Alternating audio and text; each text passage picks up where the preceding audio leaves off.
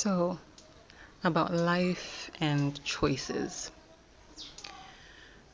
No matter what happens to us, we have a choice to either see the cup as half full or half empty. When I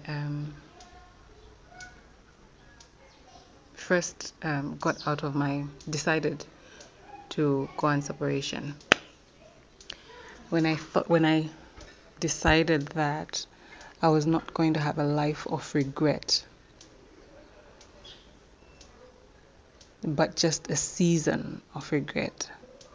I remember deliberately looking for people who are successful, like really, really successful, and trying to see how they live their lives.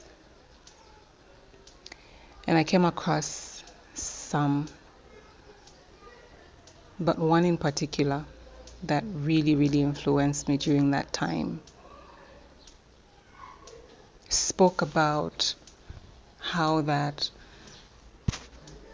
every single successful person chooses to have gratitude.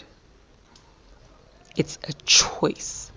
It's not like they have it easy, they choose, because life happens to all of us, but they choose to have an attitude of gratitude. No matter what comes their way, they look for something that they'll be grateful for, and genuinely so. Not just, just for the sake of saying, oh, I'm grateful for this, but genuinely deep down inside, they're really, really grateful. They look for something that they're grateful for. And so I started that exercise. And I've had opportunities not to be grateful.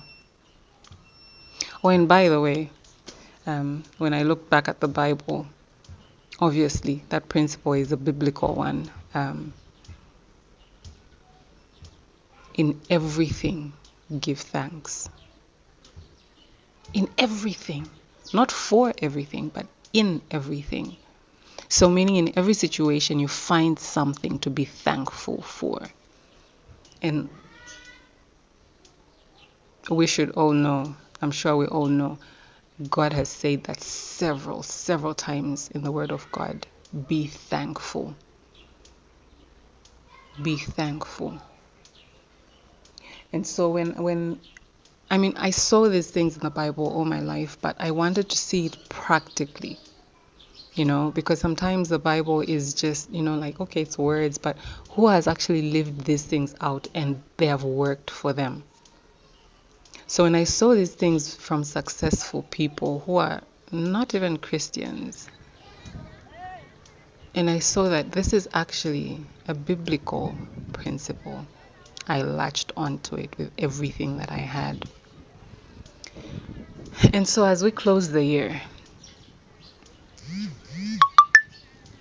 my challenge to you and to myself, because I thought about this just now when I had other opportunities to be, very sad and, but I thought about that principle of being grateful, genuinely grateful. So my challenge to you and I, as we close this year, what can you think about and be genuinely grateful for? Even through the pain, the grief, the anger, what can you look at and say, okay, yeah, all this happened, but I'm grateful for this? For me personally, I am grateful that I got a chance to experience God coming through for me in a way that I've never experienced before, and I wouldn't have if I hadn't gone through what I've been through with my marriage, with being divorced. I've gotten closer to God. I've stepped out, I've dared to do things that if that hadn't happened, I wouldn't have done that. And I'm so genuinely grateful to God for that.